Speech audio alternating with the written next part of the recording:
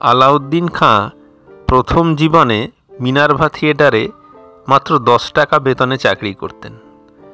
তাকে হাবু দত্তের সুপারিশে ভক্তভৈরব গিরিশচন্দ্র নিয়েছিলেন থিয়েটারে এবং নতুন নাম দিয়েছিলেন প্রসন্ন কুমার বিশ্বাস। সেই প্রসন্ন কুমার কালক্রমে যখন ওস্তাদ আলাউদ্দিন খাঁ হয়ে সঙ্গীত জগতের অধীশ্বর হয়েছেন, তখন কলকাতায় আসলে চলে যেতেন দক্ষিণেশ্বরের কালীবাড়িতে, বেলুর মঠে ও বেদান্ত মঠে। আলাউদ্দিন খাঁ সাহেবের পারিবারিক জীবনে শক্তি উপাসনার একটা প্রথা ছিল। হীরেন্দ্রনাথ গঙ্গোপাধ্যায় বা হিরুবাবু কাছে আত্মপরিচয় প্রদান প্রসঙ্গে তিনি বলেছিলেন, আগে আমরা হিন্দুই ছিলাম, আমাদের পূর্বপুরুষেরা ডাকাতি করতেন। তখনকার দিনে ডাকাতেরা ছিল কালী ভক্ত। খাঁ সাহেবের পিতা ছিলেন প্রখ্যাত সঙ্গীত সাধক। বড় ছেলে জমির উদ্দিন ভালো ঢোল বাজাতে পারতেন। মেজ ছেলে আফতাবউদ্দিন সব রকমের যন্ত্র বাজাতে এবং গান গাইতে পারতেন। সবাই তাকে ফকির আফতাবউদ্দিন বলে সম্বোধন করতেন। শক্তি সাধকের মতোই ছিল তার আচরণ, ঝাঁকড়া চুল, কপালে সিঁদুরের ফোঁটা, গলায় রুদ্রাক্ষের মালা। গান করতে করতে সমাধিস্থ হতেন। বেলুর মঠেও তাঁর যাতায়াত ছিল। অনেক প্রবীণ সন্ন্যাসীর মুখেই তাঁর কাহিনী শোনা যেত। গ্রামের বাড়িতে কালী নাম উচ্চারণ করতে করতে বেলগাছতলায় তাঁর মৃত্যু হয়। সেজ আলাউদ্দিন পৈতৃক ধারার সঙ্গে সঙ্গতি রেখেই কালী ভক্ত এবং শ্রীরামকৃষ্ণ ভক্ত হয়ে উঠেছেন।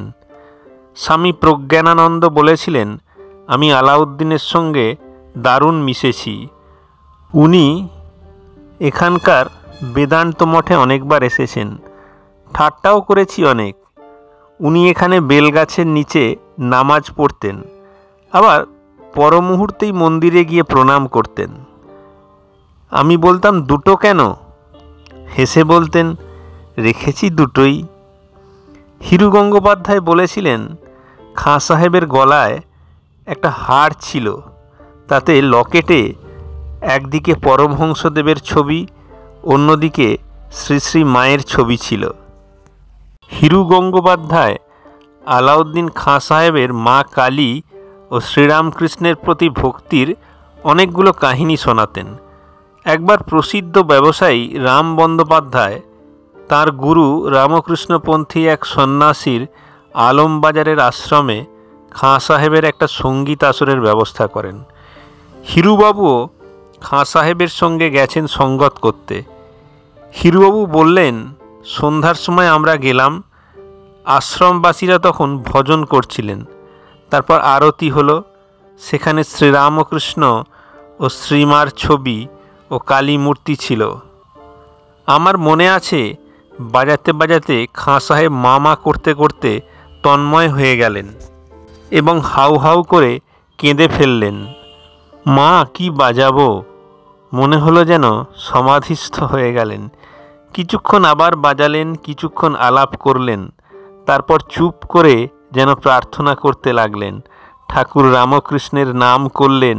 ঠাকুরের নামে যেসব মন্ত্র আছে, গান আছে, সেগুলি মুখস্থ পড়লেন, পড়ে গান গাইলেন। এসব আমি নিজের চোখে দেখেছি। আরেকবার 1953 সাল রামকৃষ্ণ বেদান্ত মঠে, সে সময় স্বামী প্রজ্ঞানানন্দ সেখানকার কর্মকর্তা। আমি খাঁ সাহেবের সঙ্গে বাজিয়েছিলাম। সেদিন খাঁ সাহেবের পরনে ছিল সন্ন্যাসীর পোশাক।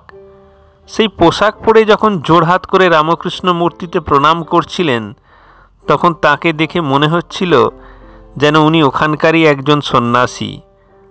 আলাউদ্দিন খাঁ সাহেবের পুত্র আলী আকবর খাঁ তাঁদের বংশানুক্রমিক ধারাকে অক্ষুণ্ণ রেখেছেন। ওর সঙ্গীতাসরের সঙ্গী যে কৌটাটিতে তিনি মেরজাপ, তার ইত্যাদি নিয়ে যান, তার ভেতরে 3টে ছবি আছে।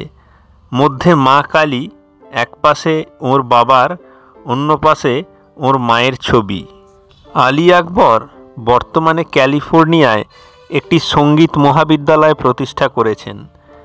সেখানকার ছাত্রছাত্রীরা ভারতীয় সঙ্গীত সাধনার সঙ্গে ভারতীয় পদ্ধতিতেও কতখানি নিষ্ঠাবান হয়ে উঠেছে সেই প্রসঙ্গ আলোচনাক্রমে তাদের ঘরানায় কালী শ্রীরামকৃষ্ণের স্থানেরও উল্লেখ করেছেন। তিনি বলেছেন, আমাদেরই প্রথায় বাইরে জুতো খুলে বিদেশি ছাত্রছাত্রীরা ক্লাসে প্রবেশ করে, ভূমিষ্ঠ হয়ে সারদা মা, শ্রীরামকৃষ্ণ ও মা কালীর ছবিকে ও শিক্ষকদের প্রণাম করে।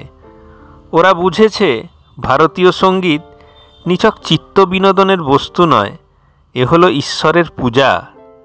আলাউদ্দিন ঘরানার শিক্ষাগারে সে ঈশ্বর কালী এবং তাঁর স্নেহের সন্তান শ্রীরামকৃষ্ণ।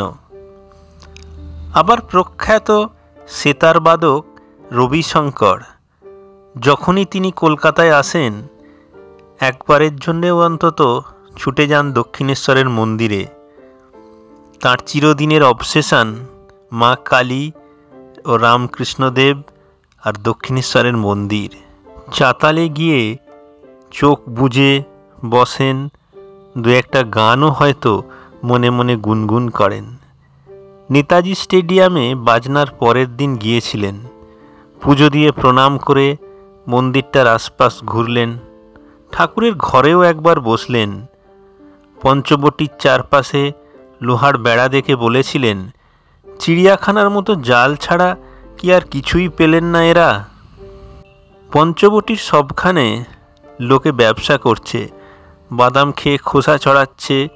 দেখে বললেন, ছোট থেকেই দেখে আসছি কি সুন্দর জায়গাটা, কিন্তু মার মন্দিরের এরকম হাল হচ্ছে কেন?